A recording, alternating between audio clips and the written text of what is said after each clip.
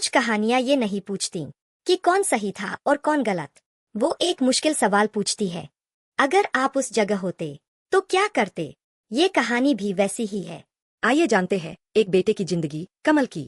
कमल अपनी जिंदगी के उस मोड़ पर था जहां आदमी अपने लिए कम और दूसरों के लिए ज्यादा जीता है।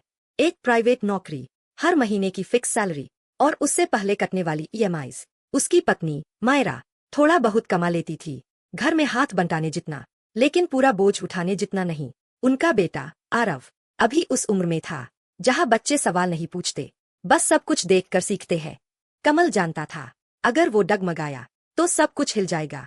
उसके माँ बाप सुरेश और सुनीता गांव के उसी घर में रहते थे जो सुरेश ने जिंदगी भर की मेहनत से बनाया था।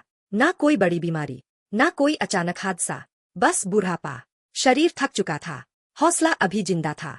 उन्होंने कभी शिकायत नहीं की, कभी ये नहीं कहा तू हमारे लिए क्या करता है। वो बस इंतजार करते थे चुपचाप। कमल जब भी समय निकाल पाता गांव चला जाता, कभी 2 महीने में, कभी 4 महीने में। हर बार दवाइयाँ, जरूरी सामान, कुछ पैसे, सब कुछ होता था, बस साथ बैठने का समय नहीं। धीरे धीरे फोन कॉल ही मुलाकात बन गई और दूरी आदत। एक दिन कमल ने महसूस किया अब ये हालात उसके बस के नहीं रहे।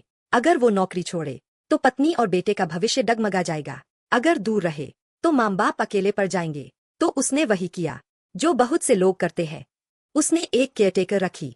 उसका नाम था सीमा। सीमा किसी कहानी की हीरोइन नहीं थी, वो बस एक आम औरत थी, अपने घर की परेशानियों से घिरी हुई। कुछ पैसे कमाने आई थी। वो ज्यादा बातें नहीं करती थी, ज्यादा सवाल नहीं पूछती थी, बस काम करती थी। सुनीता को चलने में सहारा देती, सुरेश की बातें सुन लेती और सबसे जरूरी वो वहां रहती थी, दिन में, रात में, हर रोज। धीरे धीरे सुरेश और सुनीता को घर इतना सूना नहीं लगने लगा। सीमा ने उनकी जगह नहीं ली, लेकिन खालीपन भर दिया। और बुढ़ापे में कभी कभी यही काफी होता है। सुरेश के मन में एक सवाल बैठ गया, अगर बेटा सच में आना चाहता तो कोई रास्ता तो निकालता। सुनीता ने ये बात कभी जोर से नहीं कही, लेकिन वो भी वही सोचने लगी। उन्होंने कमल से प्यार कम नहीं किया, बस उम्मीद छोड़ दी। और सीमा अब भी वही थी। डर से लिया गया फैसला अक्सर गलत नहीं होता, बस अधूरा होता है।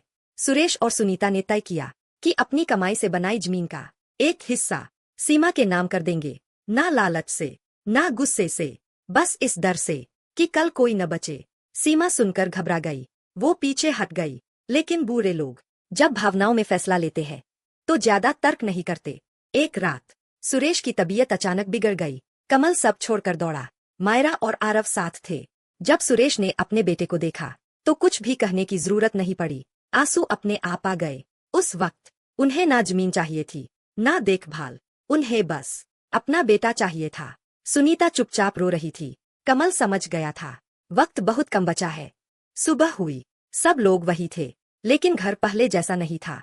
कोई बहस नहीं, कोई इल्जाम नहीं, बस एक खामोशी जो बहुत कुछ कह रही थी।